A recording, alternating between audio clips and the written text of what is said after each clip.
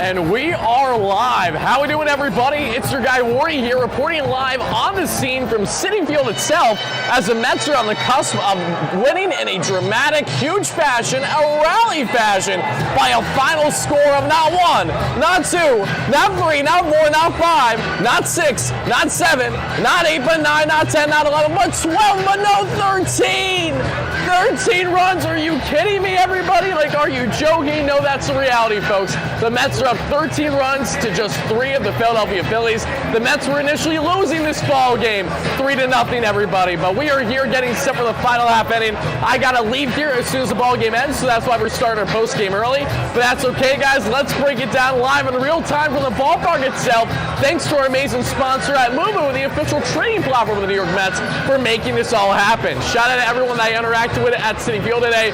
It was a blast to hang out with you guys. But guys, the vibes are officially back. I was in the New York Post studios earlier today recording a segment that I'm going to post for you guys tomorrow, and you're going to see my thoughts on what the Mets need to get something going. I said they need a rally victory.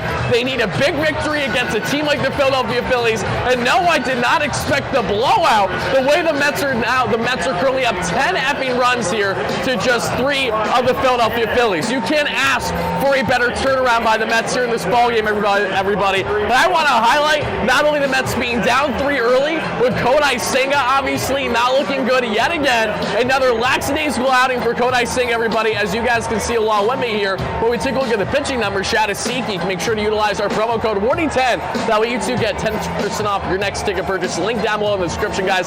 Spam the W's in the chat. The ball game ain't over, but it's already over. We're talking about it now for good reason. Senga gave up 3 over 4. He did not look good. He had a couple swing and misses with the ghost fork, but outside that, he looked more of the liability that he has been pretty much every start since returning from injury. Ryan Stanek is in the ball game, so it's never a lock for a guarantee for a victory, but hopefully Stanek can handle this garbage time fine. We saw Jose Castillo come in after Alec Boehm. Oh, little baby couldn't handle the lights in his face.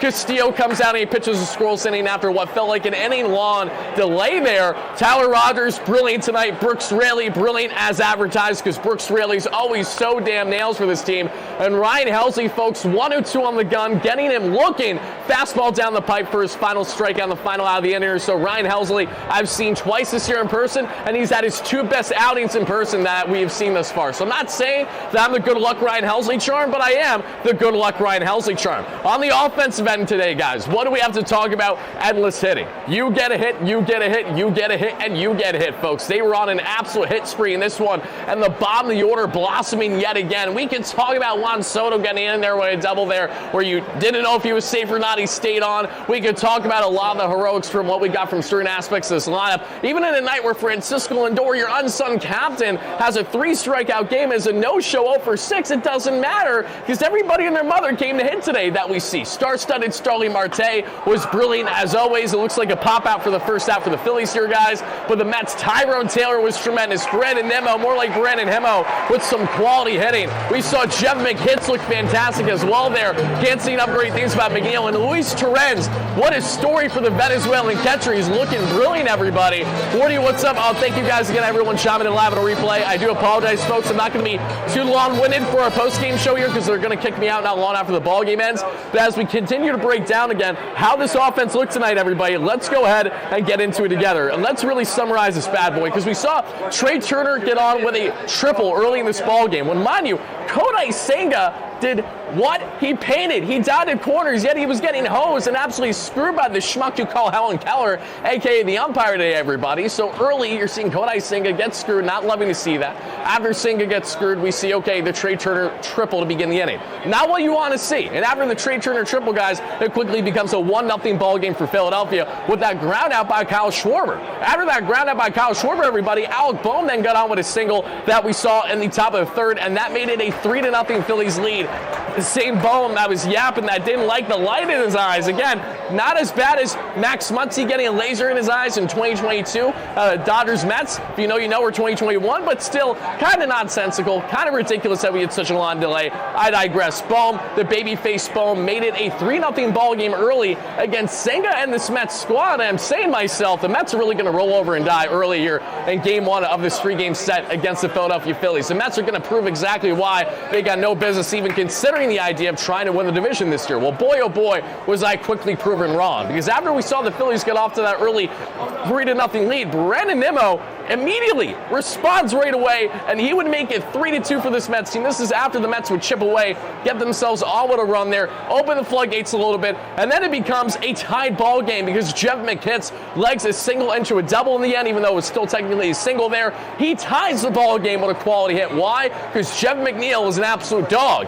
That's why. McNeil did his job and he tied the ball game, folks. And then as we got to the bottom of the 5th inning, the Mets were there trying to get more here. Pete Alonso, unfortunately, is called out on strikes there for strike 3. Did not love to see that. And again, Alonso did not do too much heroics in this ball game either, but it doesn't matter because who steps up when the Mets need him to? The same man who's been stepping up every game for the past calendar week. That is Swaggy via Mark effing Vientos. Mark Vientos steps up yet again. His 18th double season, everybody, that we all saw there. Gave the Mets a 4-3 lead. It was getting rowdy here at Citi Field. It was getting loud, and you could tell right away the vibe shift, the aura shift began to change.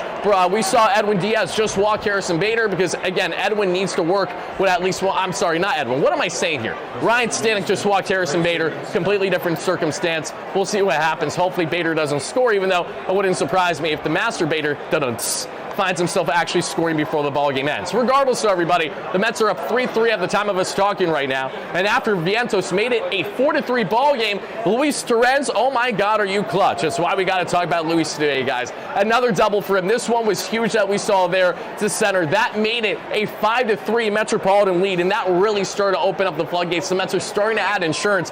They're getting the vibes going. They're getting it now in their favor. And star-studded Starling Marte added on to the party. It's a Marte party for Marte, as he would make it a 6-3 ball game, and this one there not long after, guys. Then the 7th, Luis Torrens says, let's F around. Francisco Alvarez is starting his rehab assignment soon, which means that I'm not going to get as much playing time soon because Alvy will probably return barring changes. And with that being said, guys, that is a line out for the second out of the inning. One away for the Mets securing this 13-3 victory. That's inevitably going to happen here. And Luis Torrens, guys, it's high, it's far, and it is gone. His 3rd bomb of the year is a multi-run bomb. That makes it at the time of this ball game, guys. The Mets are up by a whopping 10-3 score. And it wouldn't just stop there. The Mets would tack on more and more and more. What they have done the past half inning or so alone, kind of ridiculous just going through the numbers right now because this has been such an electric ball game for them. I can't believe that they rallied this much back. Finally, we have a dominant Mets victory for your guy Wardy while attending Citi Field, everybody. Wardy making home safe, bud. Thank you so much. I appreciate that. Guys, we saw there then in the bottom of the 8th inning, the Mets tacked on more. They're facing Joe Ross, a former Washington National, and they beat up on the schmuck that is him. You got that hit by pitch right away by Marte. Then Alonso flew out. That's fine. Beatty gets on with the 1-out walk. WardyNYM flies out. You're down to your final out, and who steps up again? It's Tyrone effing Taylor. That's who. TT is locking in. He's getting more playing time, and the reason why Tyrone Taylor is getting playing time is in direct hand with the fact that the Mets are now going to be giving him a further look as Jose Siri will be beginning his rehab assignment shortly. We're going to talk about this more in content tomorrow, so make sure you guys are on the lookout for it there. But just to reiterate, the Mets are giving Tyrone kind of his last looks before they ultimately make a decision the next week and a half or so, or 2 weeks from now, in regards to Jose Siri. This is the chance to see if Tyrone can give the spark the way they did towards the end of last season. And Tyrone made it an 11-3 ball game. McHits again with the RBI single makes it a 12-3 ball game. We see Trey Turner with a soft ground out. That should do it. And that does it for the ball game, everybody. The Mets go on to win this one by a final score of 13-3. And then Luis Torrens had himself another single because why wouldn't he? To secure the victory, everybody. The Mets again go on to win this one in a dominant, a gorgeous fashion by a final score of 12-3. And to get back over, everybody, let's hop back to the main slide. Apologies because I did not mean to click on that one. And apologies for the jump scare that you guys are all getting right now. I need to go ahead and minimize this, but the problem is it's taking me forever to minimize this. Come on, I gotta minimize this for the people here. What are we doing? Oh my goodness gracious, I sincerely apologize, folks. Again, it ain't a good WardyNYM stream without the actual pop-up there. Again, the boys are now going on the field. I'm not lying. I got to get out of here in just a second. Love to see it, though. Love to see Victory Monday, Mumo Monday. If you guys want to hang out with your guy Wardy and get the ultimate Monday experience at Citi Field, make sure you guys chime in. 13 runs scored tonight, tied for most in a home game this season, everybody. Shout out to what we got there from the Mets. Love to see it. Big victory. Before I get out of here, guys, let me just conclude the following. which is the fact that the Mets did what? What did the Mets do in this one? They went ahead and not only scored 13-3, and they dominated the Philadelphia Phillies after being down 3-0, but they out-hit the Phillies 14-6. The Mets were 11 for 19 with runners in scoring position. This is how you get the vibes going, baby. This is how you lock the L in. You take a huge Game 1 victory against the number 1 Phillies in the NL East, and you say, listen, I am here to stay. We are not out yet. The Mets are now, again, just 6 games behind the Phillies. I understand there's a lot more groundwork there to do, and there's a lot more to be had this season. And the Mets could very well still lose this series. But this is a great stepping stone in the right direction. They needed this after playing 500 baseball against the Atlanta Braves and the Washington Nationals. Despicable, disgusting, throwing up on it is what I have to say about that. But guys and gals, again, let me know all your thoughts and your key takeaways from this huge victory for the Mets. For me, it's headlined by Mark Vientos. Another big day for Swaggy V. That cannot be understated, guys. Vientos 2 for 3, and here he is now with the post game. I am not going to actually record this because I'm going to make people mad at the Mets game. However, Vientos is doing his interview right now, rightfully so, because Mark Vientos has been red hot. He's talking to the media right now as he speaks to Steve Gallups. Shout out to Mark. What a great game for Vientos. Seriously, 2 for 3, 2 RBIs on the day, 242 average, 709 OPS. You can't ask for much more in how locked in Vientos has been at the plate as of late. The same thing can be said now with Tyrone Taylor over the past 24 hours or so. The same way that can be said with Jeff McNeil. What feels like the vast majority of the season in the case of Jeff McNeil. Mick Hintz has been absolutely fantastic and has been for a great stretch this season. Thank you guys, everyone, chiming in live on a replay. I do appreciate it. We're reporting live here from Citi Field. I'm going to be dipping as soon as basically they're getting set to kick me out, and that's fine, but we're having a lot of fun here. Thanks to our great friends at Moo in the Moo Suite. I also hung out in section 126, which if you guys sign up with our great friends at Moo with my QR code or link down below in the description, you guys are able to get a ticket voucher to today's game. Chopped up with a lot of you guys, hung out with Giraffe and Mark for like half an inning at least too outside that section. It was a lot of fun today, and the first victory in a hot minute. I don't think I've seen a victory at Citi Field since the Mets took the first game of that 3-game set against the Chicago Cubs earlier back in May this season. Yes, that's how depressing it has been. With the exception of me seeing a victory in LA in Game 1 of that series, I haven't seen a victory at home in multiple months, all summer long basically. So this is a nice little stepping stone in the right direction for the Mets, like I said, everybody. And the Mets just needed this one bad. They absolutely needed to finally pummel on a really good team, and a team that obviously is trying to put the final nails in the coffin against them this season, the way that the Phillies are trying to win this division comfortably.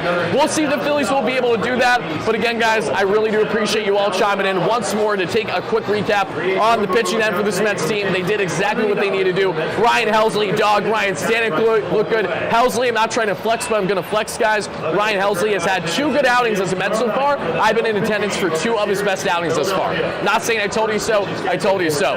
Brooks Raley, every single time out there, one of the best relievers in the game in my opinion. Tyler Rogers gets the job done, looks more like himself that we traded for. Jose Castillo, first game back and out of prom, things that you absolutely love to see. And Kodai Senga, again, Kodai, 4 innings of 3 earned run baseball. Did not love my Kodai Senga outing whatsoever. Kodai Senga has just under a 5 ERA this year, went on normal rest of 4 days. It's almost like it's a sign not to pitch Kodai Senga on normal rest. It's almost like it's a sign for the Mets to continue to maybe not cater to Kodai Senga, because clearly if this rotation is going to get anywhere this year, they can't be relying on him. They have to continue to lean on with the upsides that have been. And I am genuinely concerned to a degree with a guy like Sean Manaea and his health. We're going to talk about that more in content tomorrow. I'm not sure if Sean Manaea is going to handle the remainder of the season comfortably for this Mets team. I think there's going to be continued hiccups and adjustments with him should he be able to stay healthy with that little loose body of that bone in his elbow, everybody. So we'll see in the case of Manaea and the rest of this rotation configuration. But Jonathan, Brennan Sproat, we're going to be talking to these guys at great length tomorrow in content. I will have my segment with the post dropping early in the morning on the channels, to be on the lookout for that,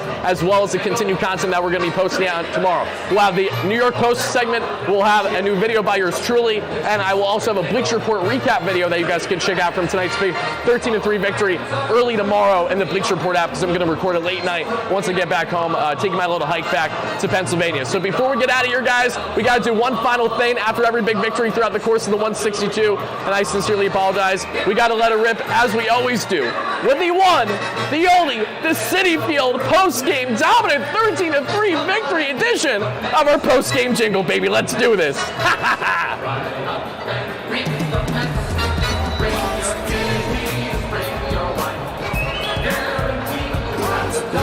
I'm leaving. Yep.